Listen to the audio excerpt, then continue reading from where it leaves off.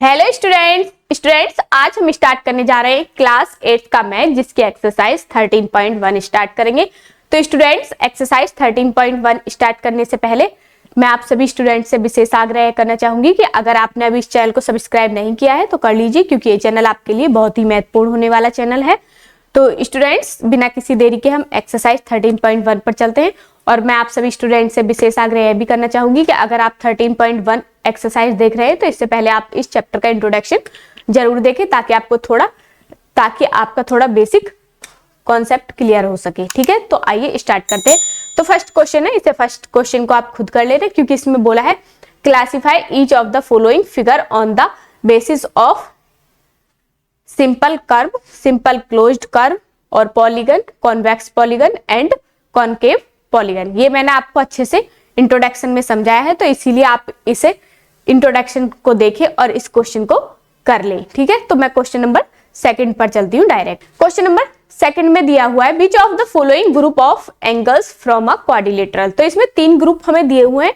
अब तीनों को ऐड करके देखिए आप, क्या 360 बन रहा है। हमें पता है कि सम ऑफ एंगल्स क्या होता है, sum of quadrilateral all angles क्या होता है हमारा, सारे क्वाड्रिलेटरल का एंगल का सम क्या होता है 360। अगर ये तीनों में से जो भी 360 हमारा बैठ रहा है प्लस करके, तो हम इनको कर देंगे। देखना फर्स्ट वाले में देखिए 90 प्लस 120 और प्लस के 60 और प्लस के 90, तो कितना हो गया 19 और 19 180 प्लस 120 और ये 60 कितना हो गया 180 और 180 और 180 कितना होता है 360 होता है या नहीं होता।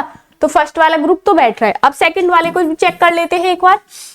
50 प्लस 70 और प्लस के 110 और प्लस 70, तो कितना हो जाएगा 7 5 12 120 प्लस और ये 180। तो देखना 180 आने चाहिए थे, नहीं आ रहे, तो ये नहीं है।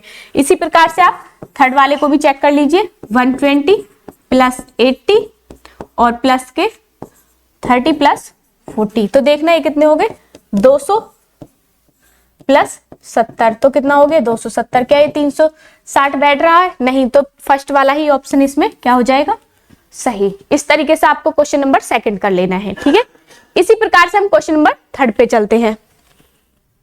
क्वेश्चन नंबर थर्ड में हमसे बोला है prove that the sum of the angle of a quadrilateral is equal to 4 right angles. हमें इसमें दिखाना है कि जो 4 राइट एंगल होते हैं वो किसके इक्वल होते हैं, क्वाड्रिलेटरल के। तो हम अंदाजा भी लगा सकते हैं 9 चौक 36, तो 90 के राइट एंगल का मतलब 90 के, तो 4 बार 90 प्लस करोगे तो क्या आ जाएगा क्वाड्रिलेटरल आ रहा है। ये तो हमें पता चल गया कि हाँ भाई क्वाड्रिलेटरल है, लेकिन इसे हमें प्रूव करके दिखाना है। तो आइए करते हैं क्वेश्चन को।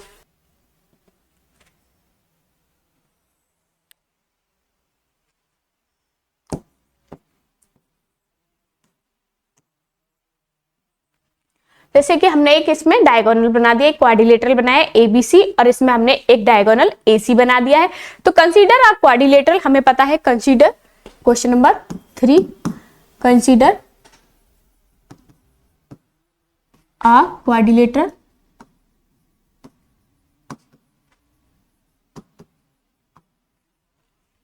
Quadrilateral ABC D, A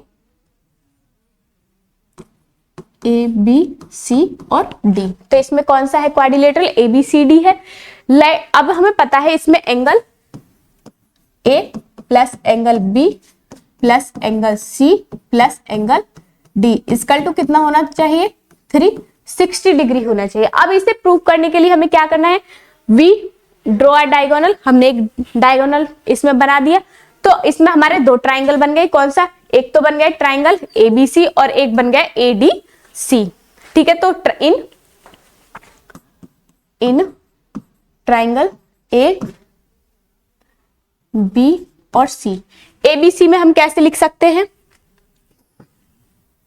triangle C A B, पहले हम ए लेंगे फिर बी, तो सी ए बी ए लिख दो या ए बी सी लिख दो, ए बी सी, और अब लिखेंगे बी सी ए या ए सी बी, एंगल ACB, जो बीच में है उसका मतलब है कि यही हमने एंगल लिया है। जैसे कि ACAB, तो इसमें एंगल किसको दर्शा रहा है? A को। इसमें B में बीच में B है तो B को, यहाँ C है बीच में तो C को। अब ये इक्वल टू 180, ये आपको पता है 180 degree sum of property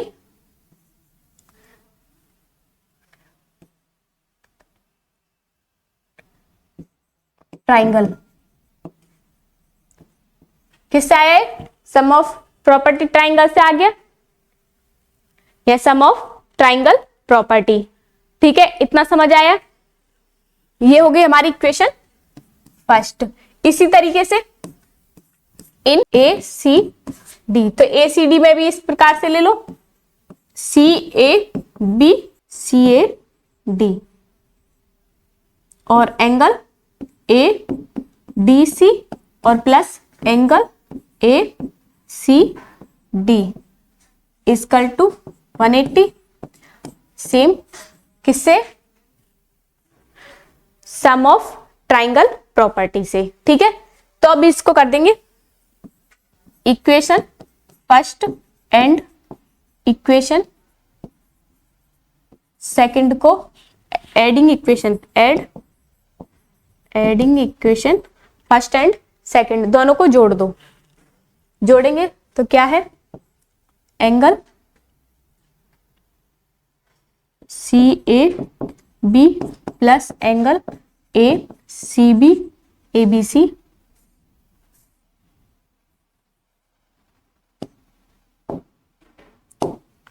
plus angle ABC plus angle ACB plus angle CAD और plus angle ADC plus angle ACD, और दोनों का 180 प्लस 180 आ जाएगा।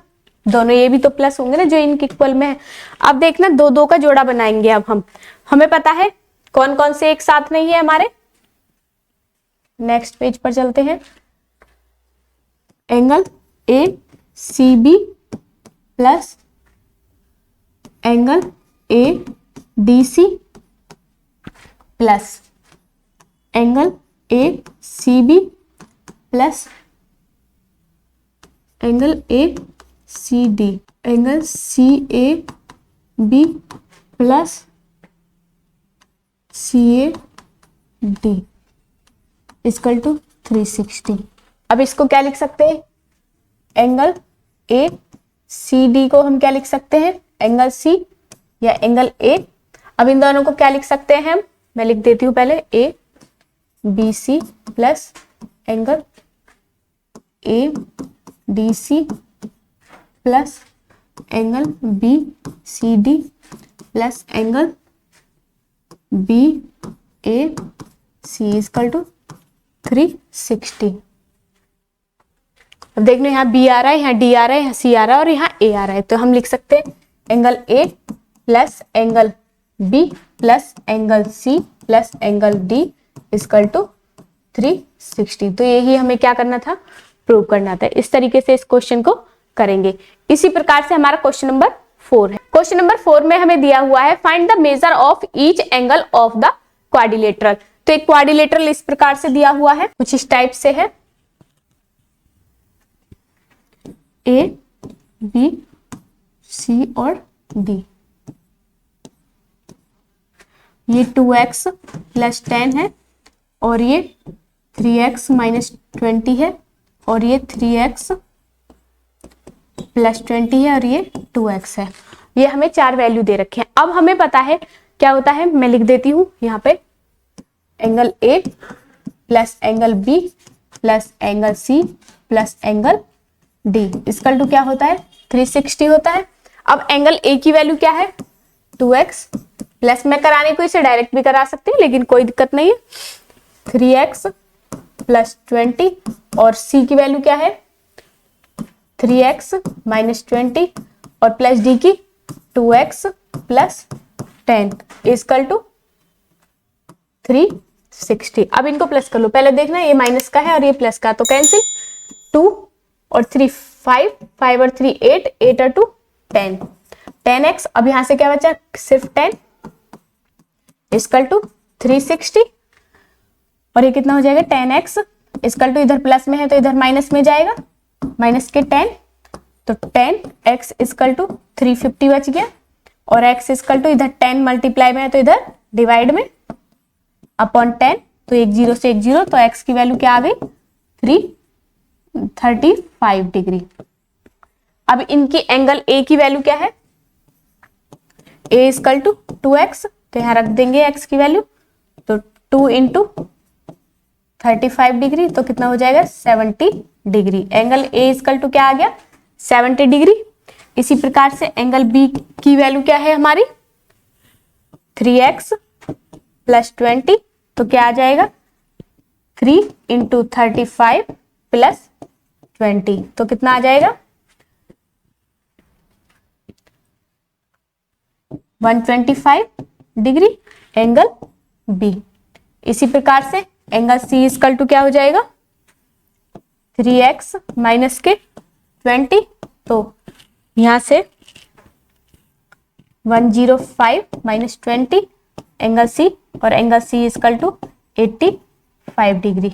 इसी प्रकार एंगल D इक्वल टू क्या है, D की वैल्यू 2x प्लस 10, तो 70 और 10 कितना हो जाएगा 80 डिग्री। इस तरीके से इन एंगल्स की हम वैल्यू निकालेंगे। तो आई होप आपको क्वेश्चन नंबर 4 अच्छे से समझ आया होगा, ठीक है। इसी प्रकार से हमारा क्वेश्चन नंबर 5 है, find each angle of quadrilateral if its angle are in the ratio. Ratio में क्या है 3 रेशियो, 4 रेशियो, 5 रेशियो और 6। इसे हम ऐसे ही बोल सकते हैं 3:4, 4:5, 5:6, इस टाइप से आप बोल सकते हैं। रेशियो बोले रेशियो बोल सकते हैं, आपकी चॉइस है। क्वेश्चन नंबर हम 5 पर चलते हैं। तो हम इसे क्या करेंगे, मान लेंगे let the ratio of angles. तो क्या है पहला 3x, 4x, 5x और 6x, ठीक है, ये दे रखा है। अब हमें पता है क्वाड्रिलेटरल का सम क्या होता है, angle A plus angle B plus angle C plus angle D equal to 360। तो एंगल क्या है 3x 4x plus 5x plus 6x equal to 360। तो अब क्या आ जाएगा इसका 18x हो जाएगा, इसे प्लस करेंगे तो 360, और x इक्वल टू इधर मल्टीप्लाई में तो इधर डिवाइड में जाएगा, 18 2 जा 36, तो x इक्वल टू क्या आ गया 20 डिग्री। तो अब एंगल A इक्वल टू क्या था 3x, तो कितना हो जाएगा 60। एंगल B इक्वल टू हमने क्या माना है 4x, तो 20 चौक 80 degree. Angle C equal to 5x, तो 20 पंजे, तो रख देना है, मैंने डायरेक्ट कर दिया, आप इस तरीके से कर देना। 3 इंटू 20, तो कितना आ जाएगा 60 डिग्री, और 4 इंटू 20, तो कितना आ जाएगा 80 डिग्री, और यहाँ से 5 इंटू 20, तो कितना आ जाएगा 100 डिग्री। अब एंगल D इक्वल टू क्या है 6x, तो कितना हो जाएगा 6 इंटू 20, तो कितना आ जाएगा 120। इन सभी को प्लस करोगे तो आप कितना आ जाएगा 360। इस तरीके से इस क्वेश्चन को करना है, ठीक है।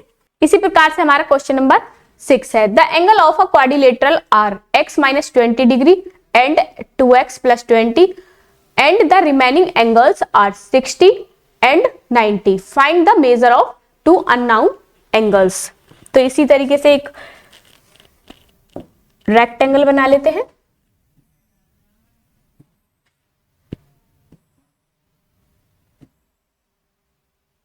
इस तरीके से बना लिया हमने कुछ, ठीक है। मैं इसमें वैल्यू पुट कर देती हूँ, जैसे A, B, C और D। तो पहली वैल्यू दी है उसने x माइनस 20, उसने ऐसा कुछ बोला नहीं है कि कौन से की कौन सी वैल्यू, तो हम मान लेंगे अपने पास से 2x प्लस 20, और यहाँ दे दिया है, एक दे दिया 60 और एक दे दिया है 90 डिग्री। ठीक है, इस तरीके से 90 का इस तरीके से बनेगा, समझ आ गया। इस तरीके से आपको दिया हुआ है, तो हमें पता है angle 1 angle A plus angle B plus angle C plus angle D equal to 360। तो एंगल A की वैल्यू क्या है, x माइनस 20, और एंगल B की वैल्यू क्या है, 2x प्लस 20 प्लस के 60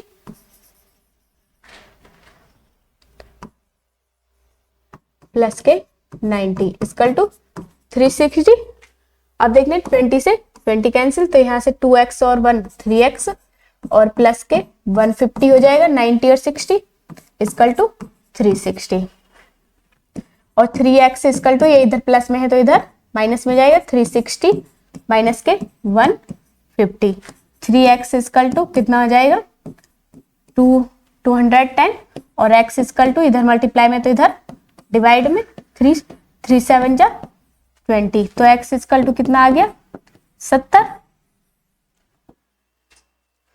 तो ये कितना हो जाएगा, 70 में से 20 गए तो ये कितना, angle A equal to 70 minus 20, तो कितना बचेगा 50, और ये एंगल B इक्वल टू 70, और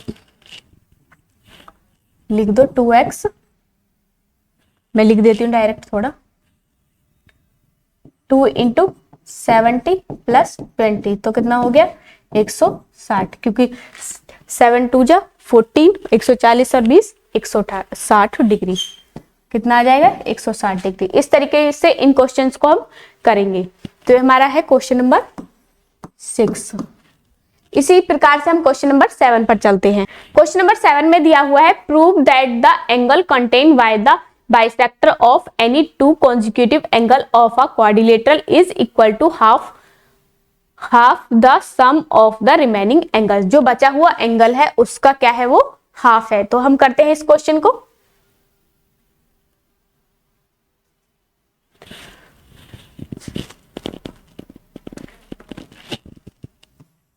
इस तरीके से हमने एक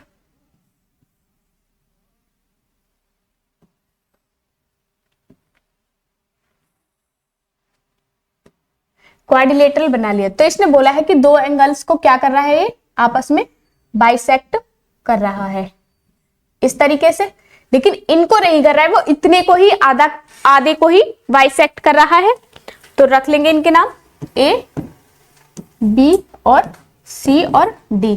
इसे मान लेंगे O और इसको मान लेंगे X मान लो या Z मान लो। ये Z है तो ये भी Z है क्योंकि दोनों बराबर है, और ये हमने मान लिया A और ये भी A ही है, और इसको एक को मान लिया Y और एक को मान लिया X। ठीक है, इतना समझ आया। तो इन हमें प्रूफ क्या करना है, A O B equal to क्या करना है X प्लस, हम लिख देते हैं angle A O B equal to half X plus Y।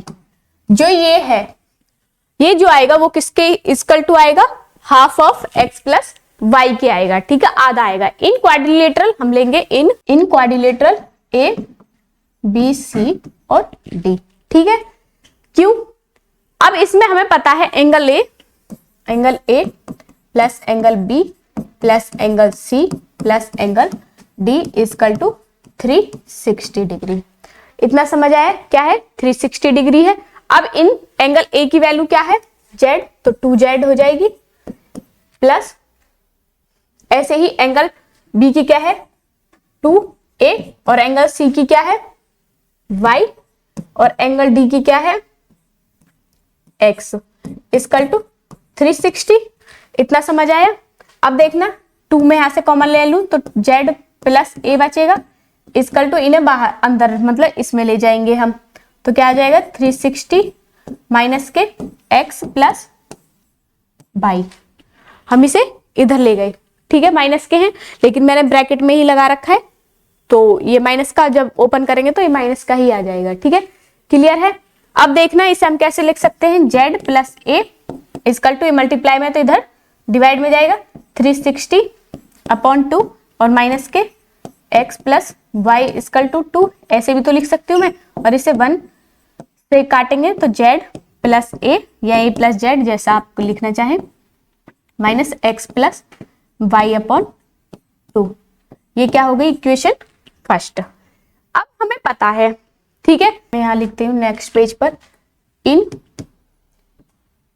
Triangle A O B, A O B में लेके चलेंगे तो क्या हो जाएगा, angle A O B plus angle plus Z दे देंगे उसमें, क्योंकि एक एक लेकर चलेंगे, Z plus A equal to 180, किससे, सम प्रॉपर्टी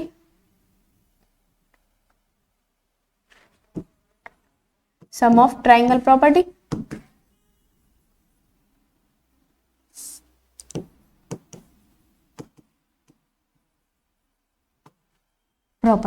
ठीक है, इतना समझ आया। Put z plus A equal to Z plus A,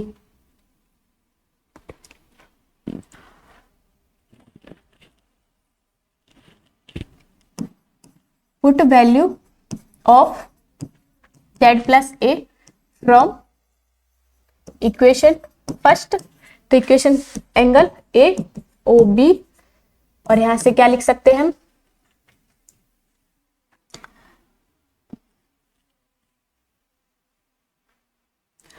plus के 180 और माइनस के x plus Y upon 2 equal to 180।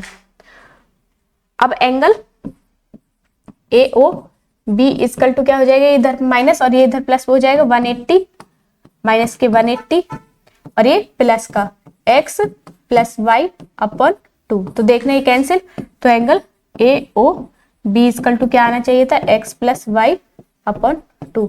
यही क्या करवा रहा था हमसे, प्रूव दैट हो गया ये। ठीक है, इस प्रकार से इस क्वेश्चन को करेंगे। इसी प्रकार से हमारा क्वेश्चन नंबर 7 है, सॉरी क्वेश्चन नंबर 8 है, find each angle of a pentagon if its angle are in the ratio of, इस रेशियो में आपको पेंटागन के दिए हुए हैं तो हम निकाल देंगे। Question number 8, sum of all angles of pentagon equal to क्या होता है, 540। तो इन्हें क्या मान लेंगे, लेट द एंगल्स, x लगा लेंगे इनमें, लेट द एंगल्स, x लगा लेंगे तो क्या हो जाएगा, x 2x और 3x 5x और 9x। इतना समझ आया।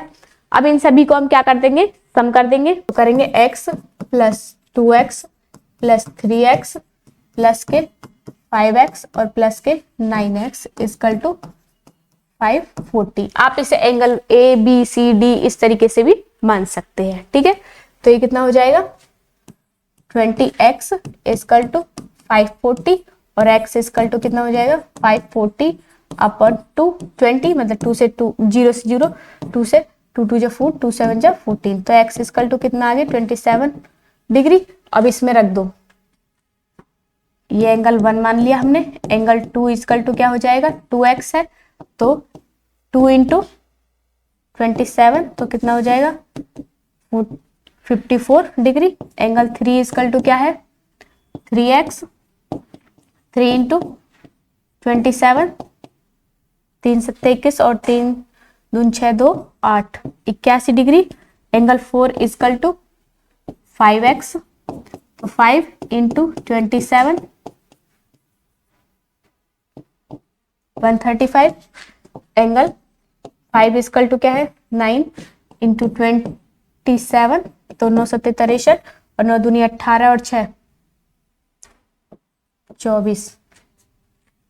243 डिग्री। ठीक है, इस तरीके से इन्हें इस क्वेश्चन को करेंगे। इसी प्रकार से हमारा क्वेश्चन नंबर 9 है। क्वेश्चन नंबर 9 में दिया हुआ है find the sum of the degree measure of the interior angle of hexagon और एन ऑक्टागन और डेकागन। इन तीनों के हमें बताने हैं। तो आइए करते हैं क्वेश्चन को। क्वेश्चन नंबर 9 का फर्स्ट है sum of interior angle of hexagon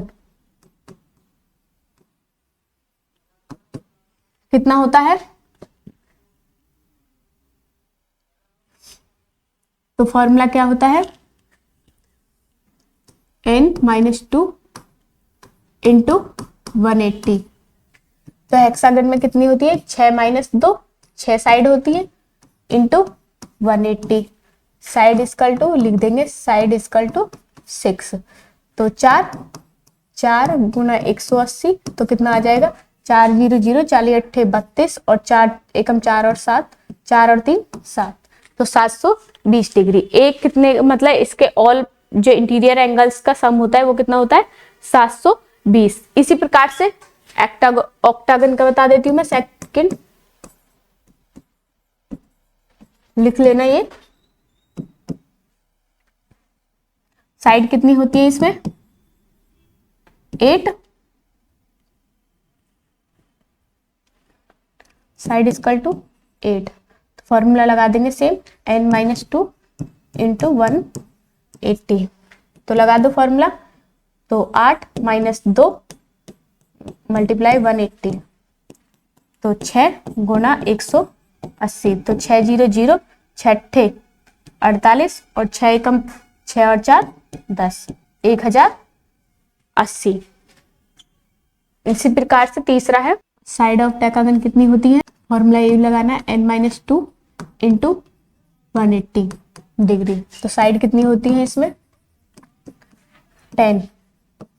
तो लगा देंगे 10 - 2 इंटू 180 और यहाँ से 10 में से 8 इंटू 180 तो 18 8 144 और 1 0, तो ये आ जाएगा। इस तरीके से इस क्वेश्चन को करेंगे। इसी प्रकार से हमारा क्वेश्चन नंबर 10 है। क्वेश्चन नंबर 10 में दिया है the interior angle of a regular polygon is 156 degree, find the number of sides of the polygon. इसमें हमें क्या निकालना है? नंबर ऑफ साइड्स निकालनी है इसमें पॉलीगन की, जिसमें कि हमें एक इंटीरियर एंगल दे भी रखा है कितना? 156। तो आइए क्वेश्चन को करते हैं। तो इसमें फॉर्मूला क्या होता है क्वेश्चन नंबर 10 में? पॉलीगन का इंटीरियर साइड पूछे तो होता है n-2 इंटू 180 अपॉन n। ये फॉर्मूला होता है जब यहाँ पर हमसे साइड पूछे। तो एंगल इक्वल टू क्या दे रखा है इसके? हमें 156 दे रखा है एक एंगल। तो 1 करके इसकी क्रॉस मल्टीप्लाई कर लेंगे तो यहाँ से 180 n माइनस के 360, 180 की मल्टीप्लाई कर दी अंदर और 156 n, क्योंकि n की यहाँ पर हो जाएगी। तो माइनस के 360 equal to 156 n minus 180 n।